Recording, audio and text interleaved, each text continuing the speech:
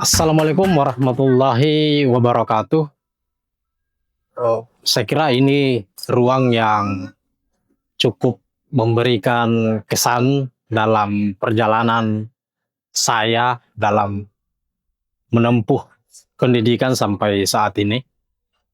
Tapi sebelum jauh kita berbicara tentang ilmu pengetahuan, tentang filsafat, tentang politik, pendidikan, saya memulai dari sesuatu yang paling sederhana, tentang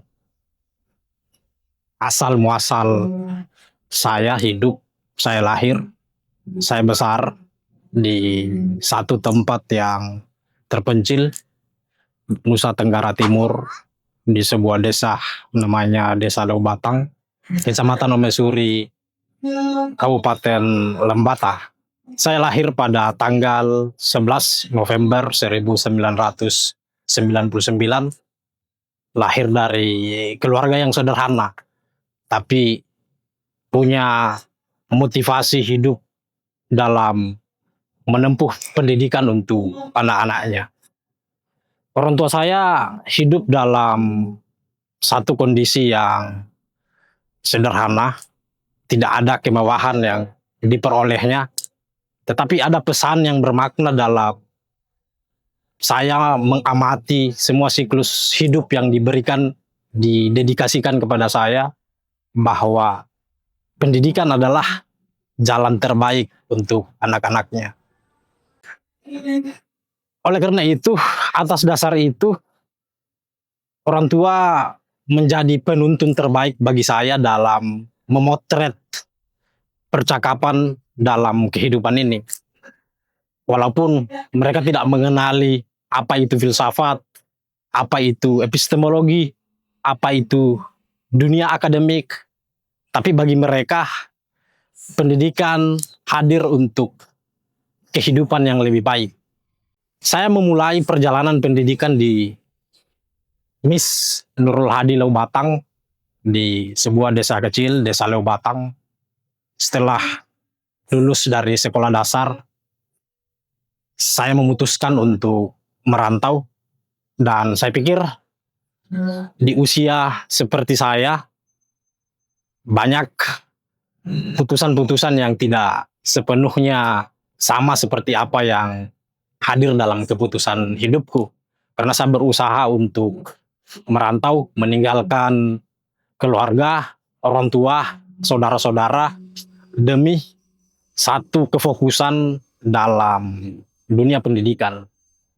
Nah, saya memulai sekolah SMP di satu pondok pesantren modern, Laboratorium School Universitas Muhammadiyah Makassar, Pondok Pesantren Darul Falla Unismu Makassar di Bisolor. Saya kira dalam kondisi seperti itu, saya menyadari bahwa saya adalah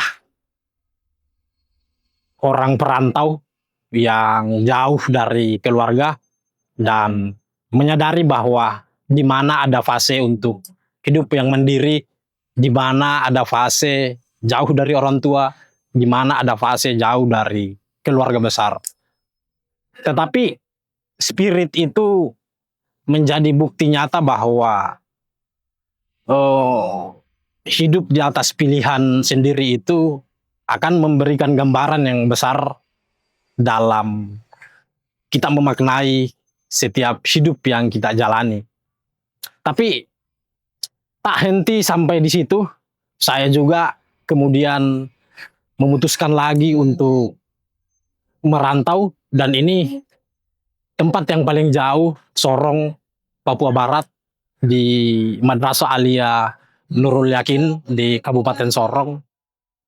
Ini perjalanan yang cukup berkesan bagi saya. Banyak hal yang terjadi, termasuk ada satu pesan yang membawa sebuah pandangan yang bermakna dalam kehidupan tentang pluralitas. Nah, hidup dalam minoritas, dan saya menitip beratkan pada keberagaman yang begitu nyata ya di Sorong di Papua Barat, perbedaan dalam hal apapun, dalam cara berpikir, dalam cara berpakaian, banyak aspek. Dan ini yang menuntut saya untuk bagaimana memandang kehidupan sebagaimana mestinya, tanpa harus menjustifikasi orang lain. Ya, hidup seimbang antara kebutuhan-kebutuhan vertikal kita dengan kebutuhan-kebutuhan horizontal kita. Oleh karena itu, pengalaman ini memberikan saya kekuatan yang begitu sangat besar, karena dari sini saya memutuskan kembali lagi ke Makassar. Disinilah pertemuan tentang gagasan, pertemuan tentang berpikir secara akal sehat, perdebatan-perdebatan acap kali mempengaruhi saya dalam membesarkan spirit gagasan dalam kehidupan modern kita. Saya memulai perjalanan akademik di salah satu perguruan terbesar di Indonesia Timur, Universitas Islam Negeri Alauddin Makassar. Dari strata 1 saya mengambil prodi ilmu Al-Quran dan tafsir. Di tahun yang sama saya melanjutkan lagi studi magister di Pascasarjana Universitas Islam Negeri Alauddin Makassar dengan konsentrasi pada ilmu Al-Quran dan tafsir, dan berhasil menyelesaikan masa studi dalam kurun 1,5 tahun dengan fokus kajian tentang tafsir ilmi ya, yang membahas tentang kosmologi penciptaan bumi dalam pandangan mufasir dan ilmuwan modern. Saya kira perjalanan ini sangat mempengaruhi cara berpikir saya, cara saya memandang hidup. Jadi pengaruh dalam basis pandangan hidup saya itu sangat besar, karena saya dipertemukan, mendialektikakan dengan para guru-guru besar yang ada di Universitas Islam Negeri Alauddin Makassar. Dan topik-topik dalam kajian-kajian tafsir itu sering menjadi teman ketika dalam perjalanan menyelesaikan satu tesis dengan judul kajian epistemologi ayat-ayat penciptaan bumi dalam Al-Quran. Nah, dalam perjalanan akademik juga saya banyak berjumpa dengan para guru-guru, tokoh-tokoh yang cenderung fokus keilmuan pada filsafat Islam ya secara khusus. Jadi beberapa forum-forum dan komunitas yang mendaras tentang filsafat Islam itu sering saya ikuti, dan saya menyadari bahwa ini penting bagi saya. Di sisi lain, dengan pengalaman-pengalaman akademik mulai dari strata 1 dan strata 2, kepekaan dan kesadaran saya dalam melihat bahwa belajar adalah satu keharusan dan keniscayaan bagi umat manusia. Akhirnya acap kali juga percakapan-percakapan dimulai dari teras-teras kampus. Jadi saya juga banyak meluangkan waktu ya, hanya karena mempercakapkan ilmu pengetahuan di forum-forum diskursus di berbagai macam organisasi intra dan ekstra. Dan saya pikir forum-forum ini yang menjadi bekal, menjadi laboratorium yang hidup dan bermakna, karena yang kita kaji adalah ilmu pengetahuan, yang kita perbincangkan adalah sesuatu yang sangat memberikan efek terhadap kebutuhan spiritualitas kita. Makanya banyak sebenarnya ilmuwan, para cendekiawan muslim yang terus menjadikan ilmu pengetahuan sebagai pijakan awal untuk menemukan makna yang hakiki dalam kedinamisan hidup kita hari ini. Di sisi lain, saya hidup dalam tradisi kultural yang bersandar pada ilmu pengetahuan melalui ajaran-ajaran dari guru-guru saya, termasuk banyak tokoh-tokoh yang diperkenalkan oleh guru-guru saya dalam menambah khasanah ilmu pengetahuan tentang dunia ilmu pengetahuan. Tokoh-tokoh seperti Fadlur Rahman yang diperkenalkan dalam melihat konteks percakapan-percakapan mengenai Al-Quran, Muhammad Iqbal, Ibnu Khaldun, dan masih banyak tokoh-tokoh yang menjadi motivasi, menjadi inisiator dalam perkembangan ilmu pengetahuan. Dan saya pikir ini adalah amanah seorang intelektual, amanah seorang akademis yang fokus pada dunia-dunia kajian, fokus pada ruang-ruang publik yang diisi oleh perbincangan-perbincangan yang sehat. Karena saya pikir hari ini kita menghadapi kehidupan yang begitu kompleks ya, dibumbui dengan kecepatan teknologi yang sangat masif. Dan kalau kita tidak hadir dan mempercakapkan apa yang menjadi problem hari ini, maka yakin dan percaya kita telah mewarisi dosa sosial ya terhadap cara kita memahami, mencerahkan masyarakat yang ada.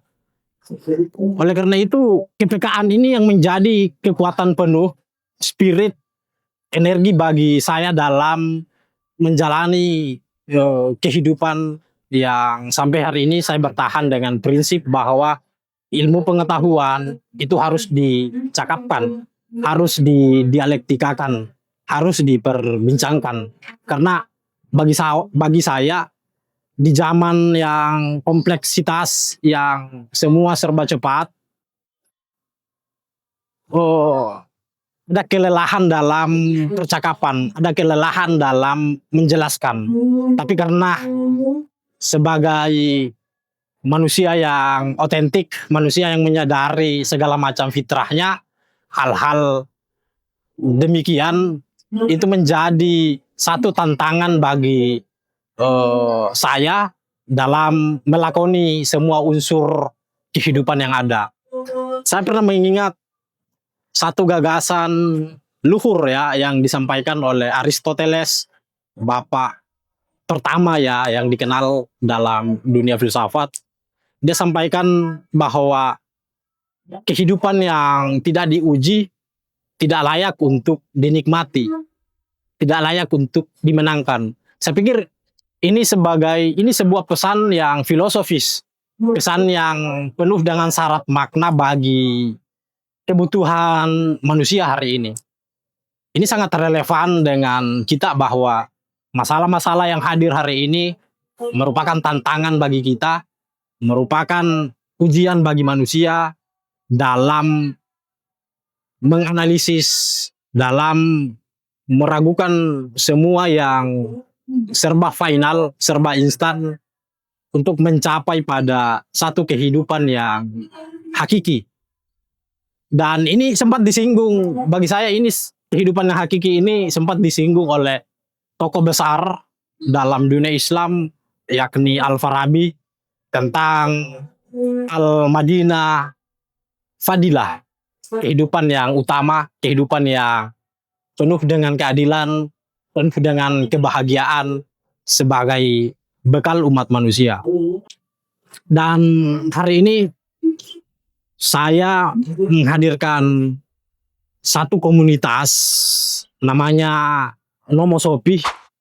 Komunitas ini fokus untuk mengkampanyekan kajian-kajian, wacana-wacana tentang ekologi pembebasan, bahwa dalam kehidupan yang serba pluralitas ini, kita punya energi relasional yang mengikat antara eksistensi kita dengan alam raya. Dalam hal ini menuntut kita untuk membangun relasi itu untuk hidup, bahwa manusia adalah makrokosmos sekaligus mikrokosmos sekaligus makrokosmos. Dalam diri kita adalah representasi yang jelas tentang alam semesta. Makanya kehidupan kita harus dibarengi dengan kehidupan alam raya kita. Kita memandang bahwa alam itu hidup, alam itu adalah sesuatu entitas yang punya peran dalam kehidupan, dan dia adalah bagian dari saudara seeksistensi. Dan ini yang menjadi fokus dalam satu gagasan besar dari komunitas Nomosofi yang saya garap hari ini. Dan saya kira ini menjadi perbincangan hangat dalam ruang ini. Ruang ini menjadi satu representasi awal bagaimana gagasan-gagasan itu dibangun atas kesadaran kita. Wassalamualaikum warahmatullahi wabarakatuh.